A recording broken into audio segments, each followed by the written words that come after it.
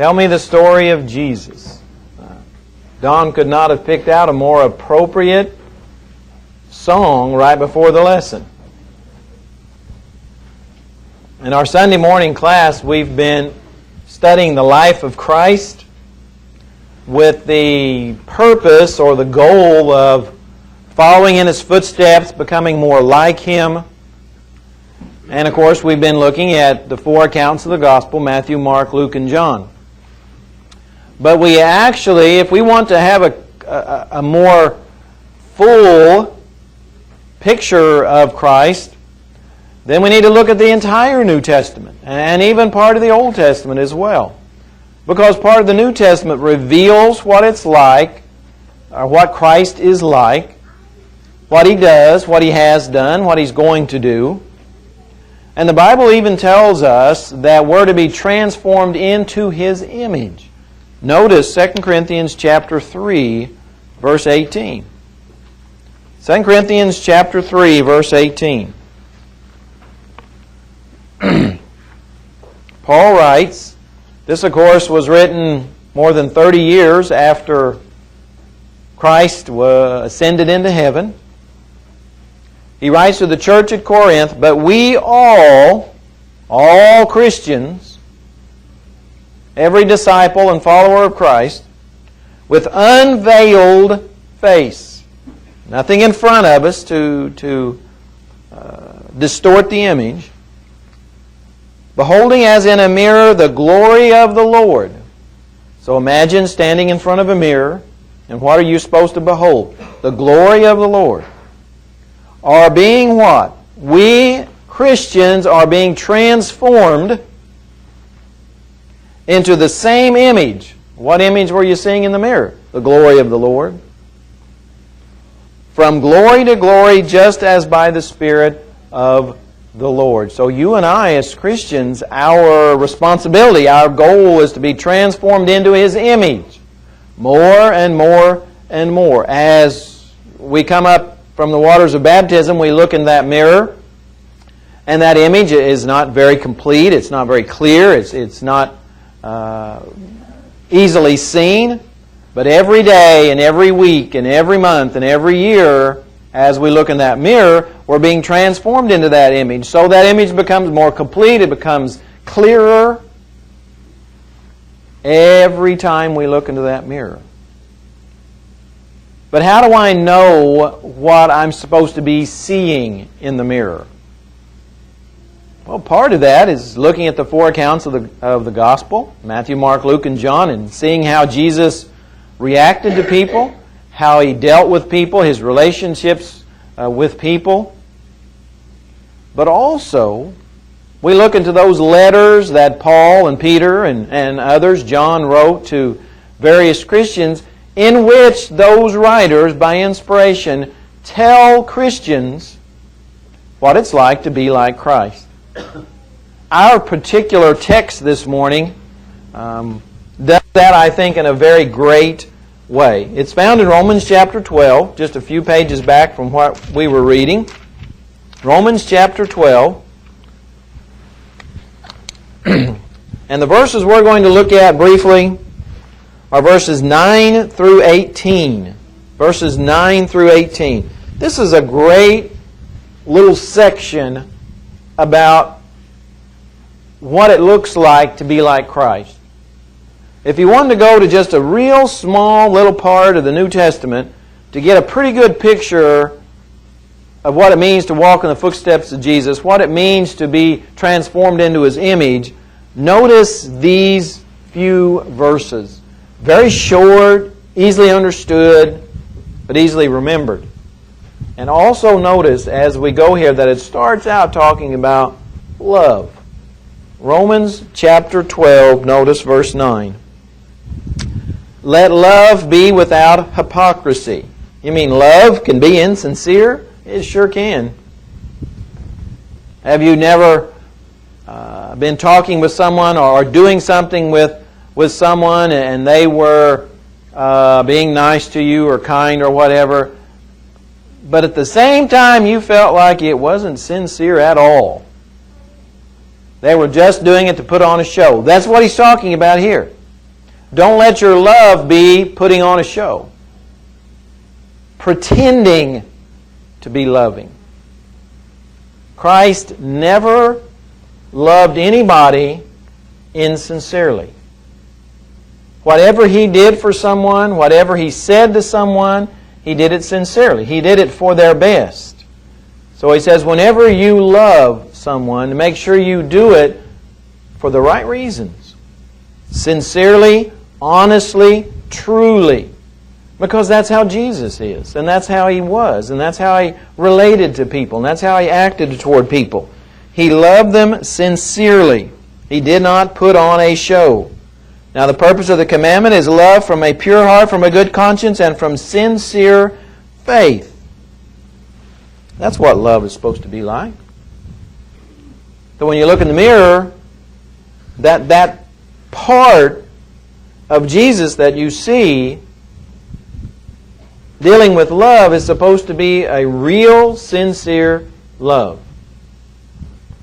Wouldn't you rather people not be nice or kind to you at all as opposed to pretending to be? That's what He says. Let your love be without hypocrisy. Now He tells us what our attitude toward good and evil should be. What was Jesus' attitude toward good and evil? First of all, He abhorred what was evil. So should we. You ever looked up the word abhor? It's a very strong verb in the original language. It's a very strong word. It's as strong a word as you could just about find. It's maybe even stronger than hatred. We're supposed to hate things that are evil. Hate them. Not just not like them, but hate them. There are a lot of things you and I are supposed to hate in this world. Anything that's wicked and sinful, we're to hate. I understand Casey talked about one of those last week, and that was abortion. We should hate that.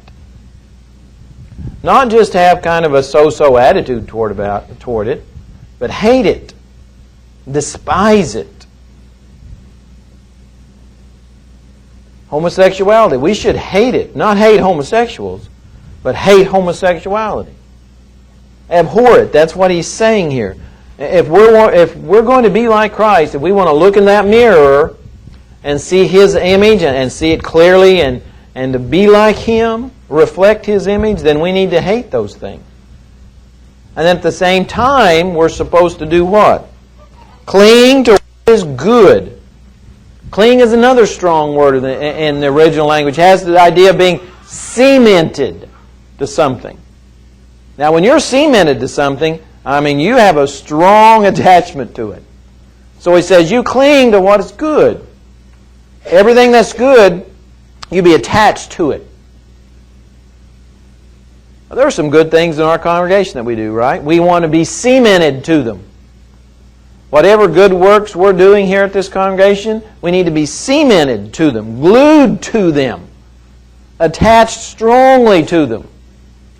So that means we participate in them, we're involved in them, we support them, all of those things.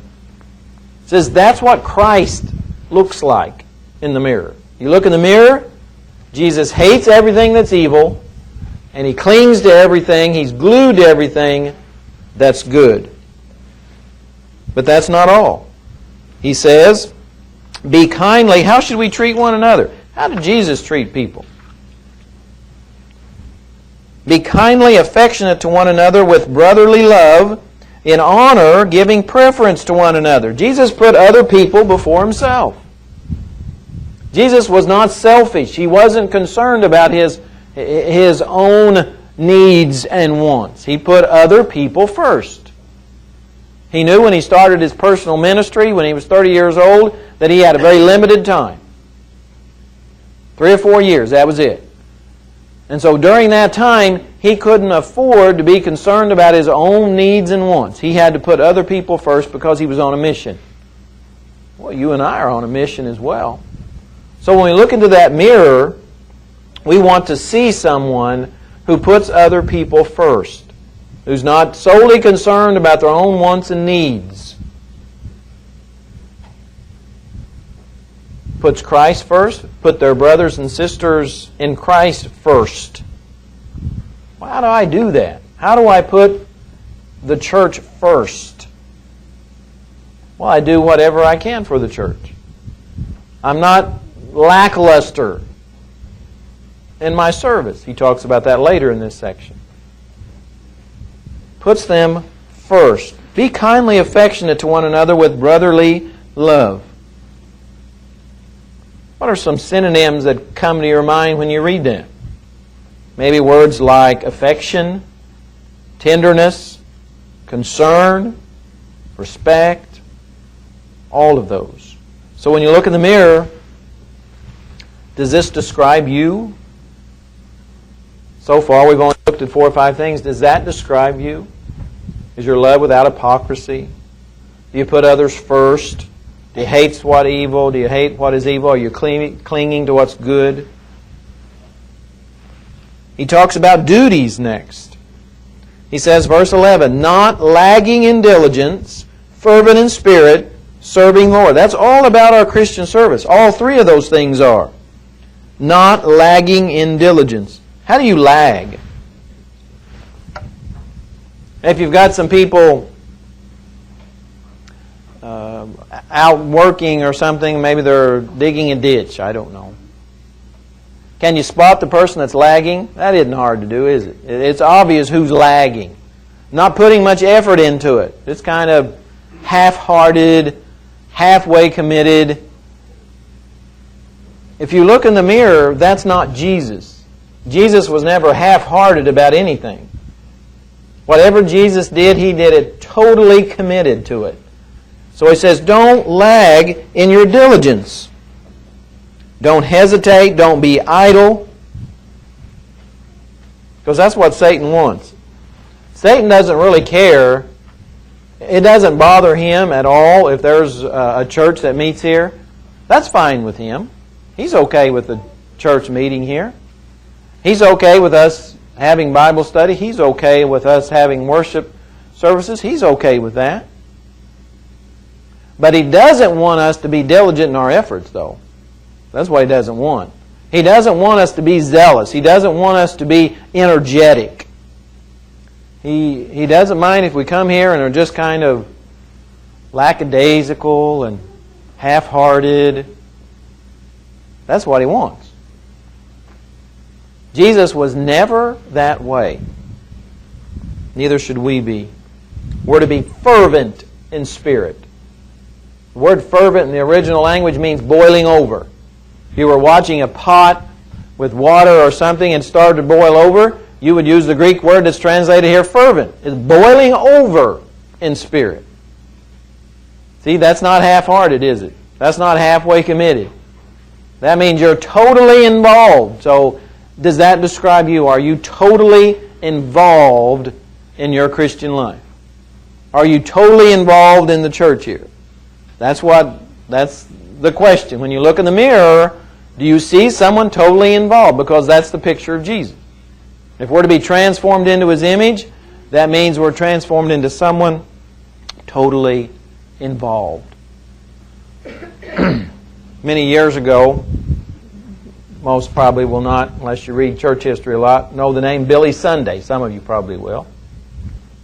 He was an evangelist of a particular religious faith.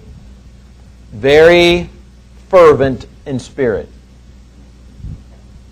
He's quoted as saying people would come from miles around to watch him burn. And that's what he meant. He was fervent. He was on fire. That's what he said. He was on fire. So when we look into that mirror, if we want to be like Jesus and transformed into His image, we need to be on fire. Fervent in spirit. Serving the Lord. So does that describe you and I? But he goes on. What happens during times of distress? What happens during times of affliction? What happens during times of conflict? How does Jesus respond? Well, now that's what the next section is about. He says, first of all, we're to rejoice in hope, be patient in tribulation, and continue steadfastly in prayer. First of all, why should we have hope? Well, Christians are the only people that actually have any real hope anyway, isn't that? Isn't that true? Does anybody outside Christ have any real hope? None whatsoever. Only Christians. So that's why we should rejoice in it. And be patient in tribulation. Did Jesus ever have any tribulation? Daily. How many times in our Bible study on Sunday morning have we read about Jesus being in some type of conflict? Being afflicted in some way by the Pharisees or whomever. His own people tried to kill him when he went to Nazareth. He grew up. He grew up in Nazareth, and when he went back, people tried to kill him. So if we look in the mirror and we want to be like Jesus, we're going to see somebody that's patient during times of tribulation. That's what walking in the footsteps of Jesus is going to be like. We're going to have difficult times as Christians. And some Christians are going to have more than others. And during this time, he says, make sure you continue steadfastly in prayer.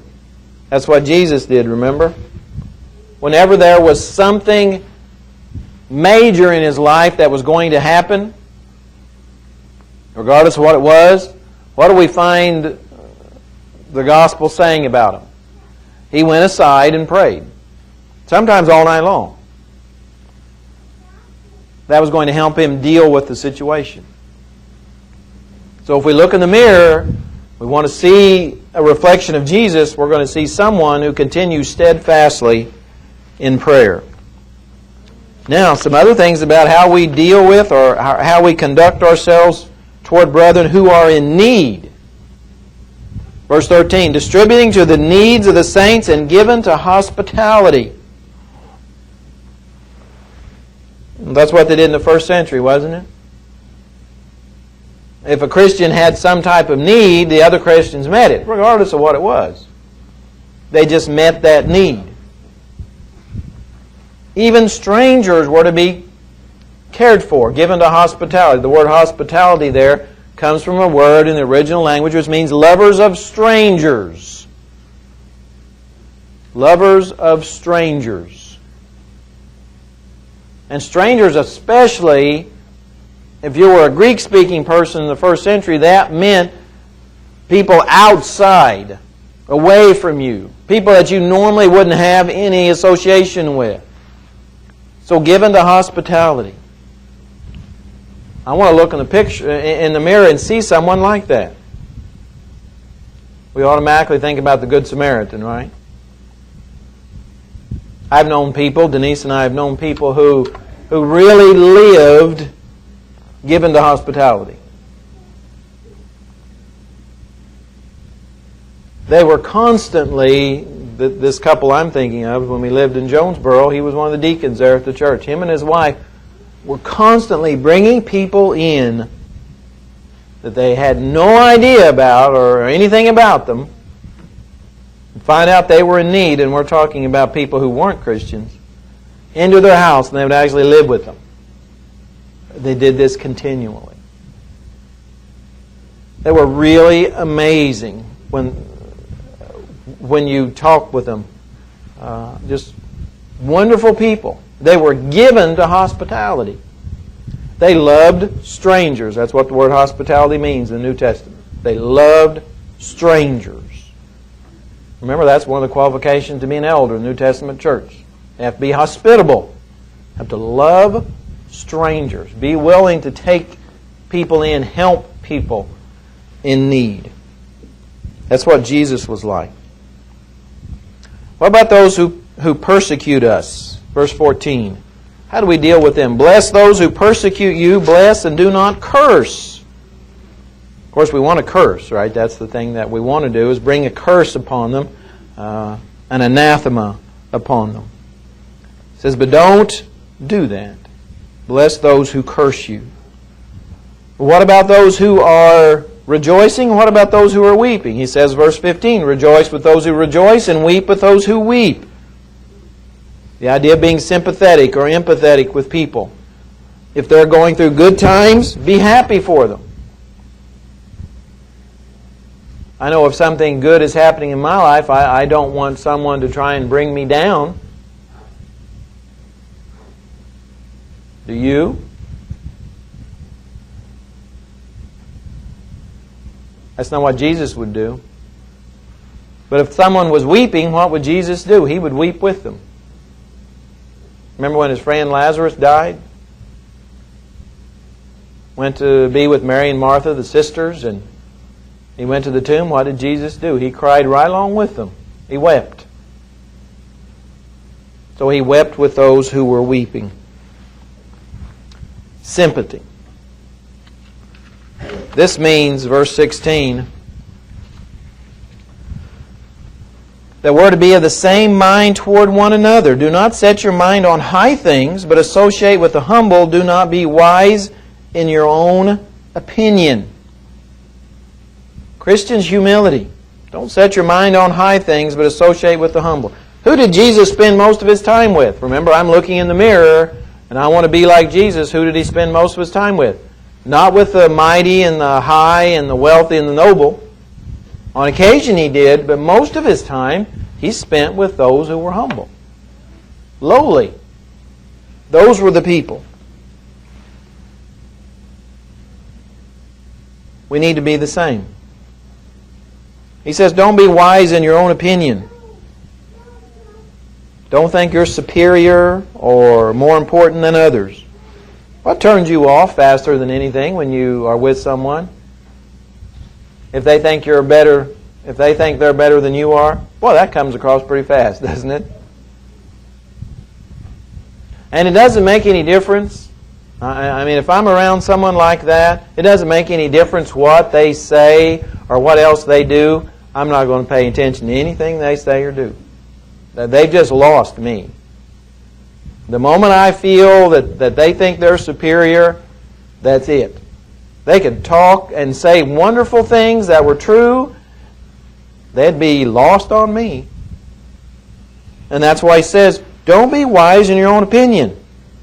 Jesus never was. And Jesus was truly superior to everybody. But he never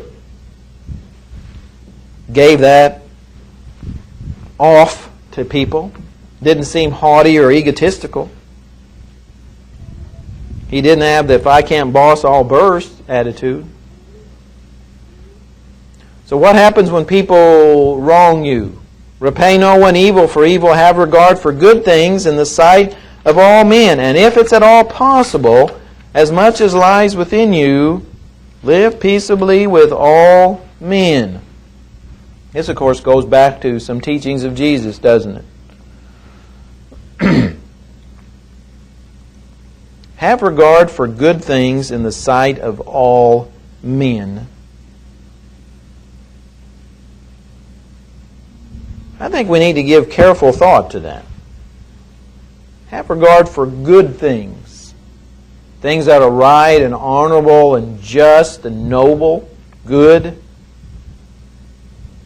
Be concerned with those things in the sight of everybody. And if it's possible, as much as depends on you, live peaceably with all men. You're not going to live peaceably with all men. It's just not going to happen.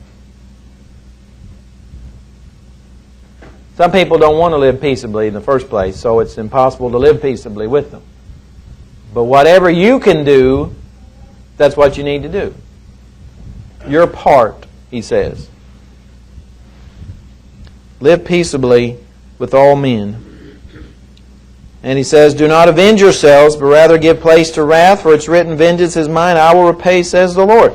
Jesus is going to take vengeance. All those people who've wronged you, all those people who have mistreated you, who've oppressed you, who've talked about you, if they've never, and I think Christians forget this, if they have never asked to be forgiven, then God's going to take vengeance on them. They may be the most upstanding people in the church. They may be considered the most spiritual people in the church. But if they've sinned against you and they have never ask to be forgiven, God will take vengeance on them. And when God takes vengeance on people, it's a very ugly thing. Because it's eternal, it's never-ending, it's painful. The Bible describes it as a place where the worm does not die, eats at you all the time. But vengeance is God's part. It's not yours or mine. We're not in the vengeance business. God is. We're to do what? If your enemy's hungry, feed him. If he's thirsty, give him a drink. For in so doing, you will heap coals of fire in his head. That actually might help him. It might actually help him. Make him see how wrong he's been and the wrongs he has done. So don't be overcome by evil, but overcome evil with good. Isn't that a summary of Jesus' life, that last sentence, that last verse? Jesus had more evil done to him than any other person that's ever lived. His good life got him crucified. But he overcame evil by doing good, by dying on the cross. So when we look in the mirror, what do we see? Are we being transformed into this image we've just read about? Or are we going in the other direction? We can go in the other direction. We can become less like Christ over time instead of more like Christ. You know, Jesus left us this perfect example, and not that we're ever going to live up to that perfect example, but according to 2 Corinthians 3:18 that we began this lesson with, we're to become more and more like Him every day, closer and closer to His image. So that the older we get, when we look into that mirror, that image is a little sharper, a little clearer, a little more complete, because we're more like Christ. But as I mentioned, that all begins when we experience the new birth, when we're baptized in water for the forgiveness of sin, because that's when it all begins. We come up a new creature, and from that point on, we begin to look more and more like Christ.